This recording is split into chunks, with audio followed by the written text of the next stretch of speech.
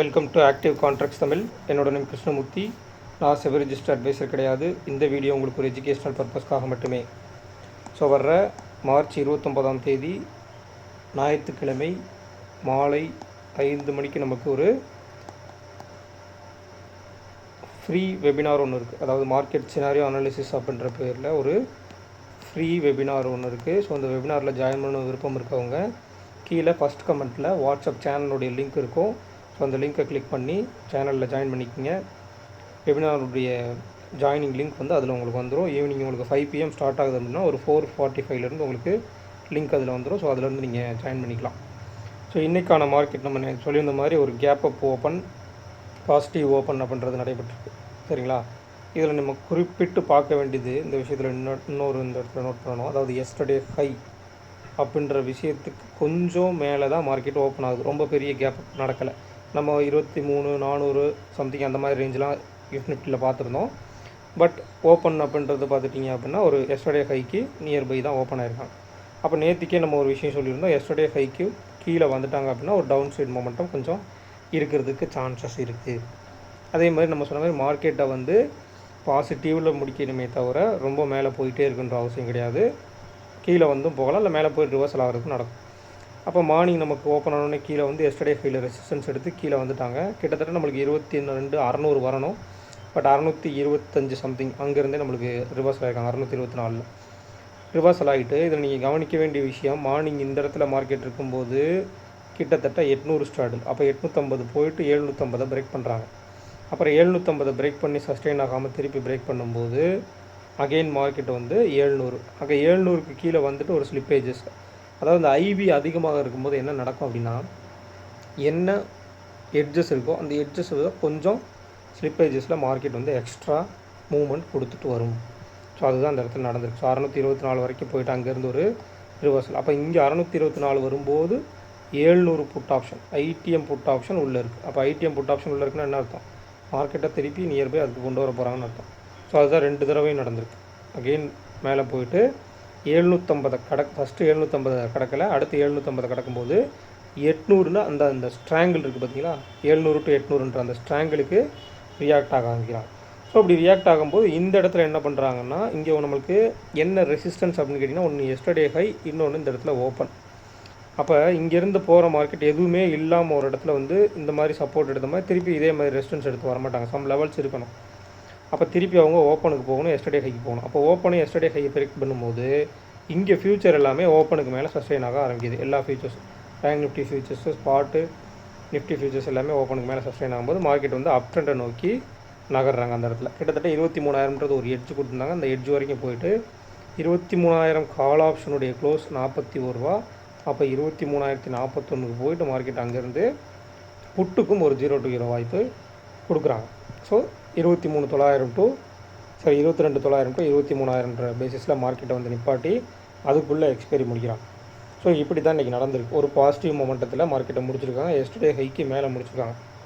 இப்போ மார்க்கெட் வந்து down side வர்றதுக்கு பாசிபிலிட்டியாக இல்லைன்னு கேட்டிங்கன்னா இருக்குது. எப்படி அப்படின்னு கேட்டிங்கன்னா, உங்களுக்கு வார் வந்து இன்னும் 5 நாட்களுக்கு அவங்க சொல்லியிருந்தது சீஸ்ஃபயர் இருக்குது. பட் அதுக்கப்புறம் வார் ஸ்டார்ட் ஆகுமான்றதில் கேள்விக்குறி. ஸ்டார்ட் ஆகிறதுக்கும் சான்சஸ் இருக்குன்ற மாதிரி தான் இருக்குது. அப்போ எந்த நேரத்தில் எந்த மாதிரி சுச்சுவேஷன்ஸ் வேணாலும் நடக்கலாம். இப்போ உங்களுக்கு கிஃப்ட் நிஃப்டி கிட்டத்தட்ட 912 க்ளோஸ் ஆகிருந்தாலும் இப்போ கிட்டத்தட்ட 800 வரைக்கும் போய்ட்டு திருப்பி மேலே ரிவர்சலில் வந்துட்டுருக்காங்க. ஸோ மொமெண்டம் எந்த சைடு வேணாலும் மாறலாம். இந்த high to low, yesterday high to லோவுக்கு மிட்டுக்கு கீழே வராத வர கீழே சான்சஸ் கம்மி. மேலே இருப்பாங்களா அப்படின்னு கேட்டிங்கன்னா, ஒரு ஓப்பன் கேப் அப் ஓப்பன் வச்சுட்டு ஓப்பனுக்கு கீழே இருந்துட்டாங்க அப்படின்னா, நேற்றுக்கு சொன்ன மாதிரி ஓப்பனுக்கு கீழே எஸ்டர்டே ஹைக்கு மேலே நம்பிச்சிட்டாங்கன்னா மார்க்கெட் வந்து சைட் வைஸ் போகிறதுக்கு அதிகபட்ச வாய்ப்புகள் இருக்குது. ஸோ கொஞ்சம் கேர்ஃபுல்லாக பார்க்கணும்.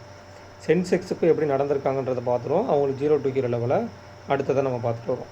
இப்போ சென்செக்ஸை பொறுத்த மட்டும் உங்களுக்கு 74,500 எக்ஸாக்டாக ரெசிஸ்டன்ஸ் எடுத்திருக்காங்க. 73,200 சப்போர்ட் எடுத்து போயிருக்காங்க. ஸோ அவங்களுக்கு கிட்டத்தட்ட ஒரு 73,200 to 74,500ன்றப்போ ஒரு 1,300 பாயிண்ட் அவங்களுக்கு ஹை அண்ட் லோ மூவ்மெண்ட்டு இன்றைக்கி இருந்திருக்கு. அப்போ நாளைக்கு வந்து yesterday high and low 1,300 point இருக்குன்னா அதனுடைய மிட்டுக்கு கீழே வராமல் இருக்கணும்.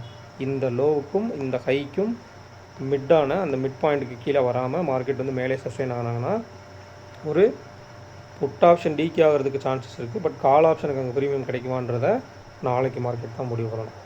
ஸோ அப்போ இன்றைக்கி முடிஞ்சிருக்கிறத வச்சு பார்க்கும்போது 22,900 மார்க்கெட் முடிச்சுக்கிறாங்க. அப்போ நமக்கு ஷார்ட் எட்ஜுடைய பாட்டம் அப்படின்றது 22,800 இருக்கக்கூடும். சரிங்களா, ஷார்ட் எட்ஜினுடைய பாட்டம் 22,800. அப்போ ஒரு 6 ஸ்ட்ரைக் ப்ரைஸ் நம்ம எடுத்துட்டோம் அப்படின்னா 22,800 இந்த இடத்துல 22,800ன்றது நம்மளுக்கு ஷார்ட் எட்ஜினுடைய பாட்டம், 22,900க்கு மேலே 23,000ன்றது ஷார்ட் எட்ஜினுடைய டாப். அப்போ 22,900 அப்படின்றது ஷார்ட்டஸ்ட் எட்ஜினுடைய மிட் பாயிண்ட்டாக இருக்கக்கூடும். அப்போ ஷார்ட் எட்ஜினுடைய பாட்டம் 22,800, ஷார்ட்டஸ்ட் எட்ஜினுடைய டாப் வந்து 23,000 அப்படின்ட்டுருக்காங்க. ஸோ இதில் வந்து ஒய்டஸ்ட் எட்ஜுன்னு எடுத்துக்கிட்டிங்க அப்படின்னா கிட்டத்தட்ட 22,000 to 23,500. இப்போ 22,750 அப்படின்றது, சாரி 22,000 to 24,000 இருக்காங்க.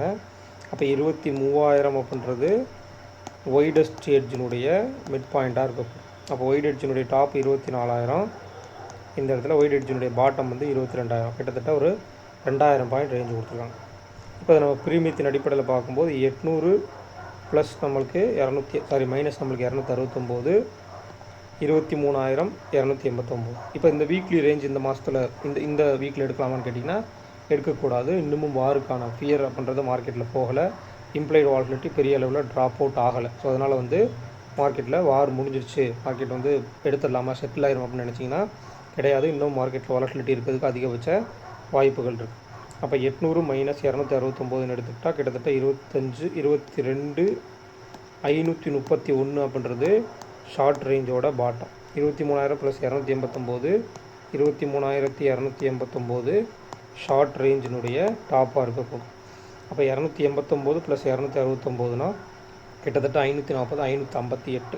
அப்போ 800 ப்ளஸ் 800 மைனஸ் 558ன்னு எடுத்துக்கிட்டோம் அப்படின்னா கிட்டத்தட்ட உங்களுக்கு 26,242 சம்திங் வரும்னு நினைக்கிறேன் உங்களுக்கு ஷார்ட் ஒயிட் ரேஞ்சோட பாட்டம். அப்போ அதே இது 558 அப்படின்றப்ப 23,558 அப்படின்றது ஒயிட் ரேஞ்சினுடைய டாப். அப்போ ஐவி அதிகமாக இருக்குது. மார்க்கெட் ஓப்பனுக்கு மேலே எஸ்டர்டே ஹைக்கு மேலே டேபிளினுடைய ரேஞ்சு எக்ஸ்டென்ஷன் ஆச்சுன்னா ஷார்ட் ரேஞ்சினுடைய டாப் அண்ட் ஒயிட் ரேஞ்சினுடைய டாப்புக்கு நியர்பை போகிறதுக்கு சான்சஸ் இருக்குது. எஸ்டர்டே ஹை அண்ட் லோவுடைய மிட்டுக்கு கீழே ஓப்பன் ஆகிட்டு கீழே வந்துட்டாங்கன்னா எஸ்டர்டே லோவுக்கும் வர்றதுக்கும் வாய்ப்பு இருக்குது. நல்லா கவனிச்சுங்க. மார்க்கெட்டில் வந்து இன்னும் அந்த வாருக்கான ஃபியர்ன்றது இன்னும் போகலை. ஏன்னா அந்த இம்ப்ளைடு வாலட்டிலிட்டியை பார்த்தீங்கன்னா உங்களுக்கு ஓரளவுக்கு தெரியும்.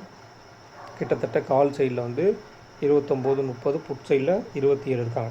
அப்போ கால் ஆப்ஷன் புட் ஆப்ஷனோட கால் ஆப்ஷனில் கொஞ்சம் அதிகமாக இருக்குது. அப்படின்ற பட்சத்தில் நாளைக்கு என்ன பண்ண போகிறாங்க, கால் ஆப்ஷனை டிகே பண்ண போகிறாங்களா இல்லை கால் ஆப்ஷனுக்கு ப்ரீமியம் கொடுக்கப்பட்டு டிகே ஆக போகுதான்னு பார்க்கணும். அதே மாதிரி சென்செக்ஸை பொறுத்த மட்டும் 74,068 முடிச்சுக்கிறாங்க.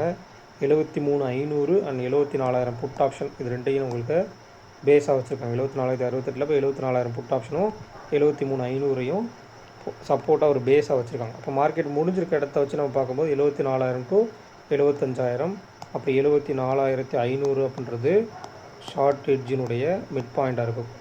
ஒய்டஸ்ட் எட்ஜின்னு எடுத்துக்கிட்டிங்க அப்படின்னா இதனுடைய 6 ஸ்ட்ரைக் ப்ரைஸில் 1, 2, 3, 4, 5, 6 ஸ்ட்ரைக் ப்ரைஸ் எடுக்கும்போது நம்மளுக்கு 73,500 to கிட்டத்தட்ட 77,000. இப்போ கிட்டத்தட்ட எவ்வளோ இருக்குதுல்ல 3,500 பாயிண்ட். அப்போ அதில் 1,750 பாயிண்ட் அப்படின்னா கிட்டத்தட்ட 75,250 நியர்பை இருக்காங்க. 75,250 நமக்கு ஒய்டஸ்ட் எட்ஜினுடைய மிட் பாயிண்ட். அப்போ ஒய்ட் எட்ஜினுடைய மிட் பாயிண்ட்டுக்கு கீழே தான் மார்க்கெட் இருக்குது அப்படின்றது அர்த்தம். அதே நேரத்தில் இங்கே 74,000 call option IDM call option இப்போ 74,068 முடிச்சிருக்கனால 74,000 அப்படின்றது என்னது நம்மளுக்கு ஐடிஎம் கால் ஆப்ஷன்ஸ். அப்போ அவங்களுடைய லோ 74,242 அப்படின்றது ஒரு இம்பார்ட்டண்ட்டான இடமா இருக்குது. அப்போ 74,000 to 74,500, 74,250 நியர்பை வச்சுக்கோங்க. அதே மாதிரி இதில் இருக்கக்கூடிய அந்த 250 பாயிண்ட் 750 அப்படின்ற மிட் எல்லாமே ரொம்ப ரொம்ப இம்பார்ட்டண்ட்டான லெவலாக இருக்கும். குறைந்தபட்ச மார்க்கெட் நாளைக்கு எக்ஸ்பைரின்றனால மினிமம் அப்படின்றது வந்து ஒரு 300 to 400 பாயிண்ட் இல்லை 500 பாயிண்ட் அந்த 250 to 750 அந்த மாதிரி மூவ்மெண்ட் நடக்கிறதாகட்டும். இல்லை எஸ்டர்டே ஹைக்கு மேலே போயிட்டு அந்த 750 போய் ரெசிஸ்டன்ஸ் எடுத்து 74,750 ரெசிஸ்டன்ஸ் எடுத்துகிட்டு திருப்பி 250 இல்லை 500 வர்றதாகட்டும். இந்த மாதிரி மூவ்மெண்ட்லாம் இருக்குது.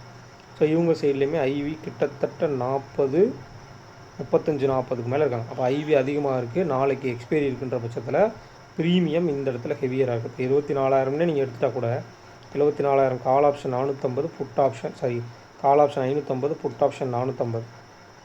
சரிங்களா, கால் ஆப்ஷன் 550, புட் ஆப்ஷன் 450. அப்போ கிட்டத்தட்ட இதில் எவ்வளோ இருக்குது 1000 பாயிண்ட் ஏடிஎம்மில் இருக்குது. ஏடிஎம் ப்ரீமியம் மட்டும் கிட்டத்தட்ட 1000 பாயிண்ட் இருக்குது. இதை நாளைக்கு ஜீரோ பண்ணணும்.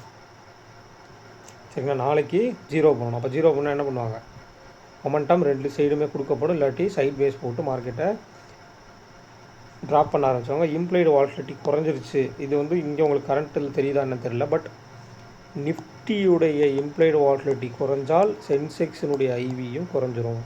அப்போ நிஃப்டியோட இம்ப்ளைடு வாலட்டிலிட்டி குறைஞ்சினா என்ன, நிஃப்டியோட வாலட்டிலிட்டி குறையும். அப்போ அதுக்கு ஈக்குவலண்ட்டாக சென்செக்ஸினுடைய வாலட்டிலிட்டியும் குறையும். ஸோ அதை கொஞ்சம் கம்பேர் பண்ணி பார்த்துக்கலாம். ஸோ சென்செக்ஸினுடைய 0 to 0 ஐவி அதிகமாக இருக்குது, ப்ரீமியம் அதிகமாக இருக்குது.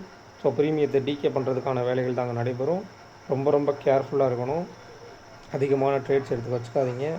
லிமிட்டடாக ட்ரேட் எடுங்க. இன்றைக்கி ஐவி அதிகமாக இருக்கனால உங்களுக்கு வாலட்டிலிட்டியில் நிறைய ட்ரேட் கொடுக்குற மாதிரி தெரியும். பட் இருக்கிற ட்ரேடில் வந்து ஸ்டாப் லாஸும் ஹெவியாக அடிக்கிறதுக்கு சான்சஸ் இருக்குது. ஸோ கரெக்டான எட்ஜை டிஃபைன் பண்ணி எட்ஜில் ட்ரேடை வந்து எக்ஸிக்யூட் பண்ணுங்கள்.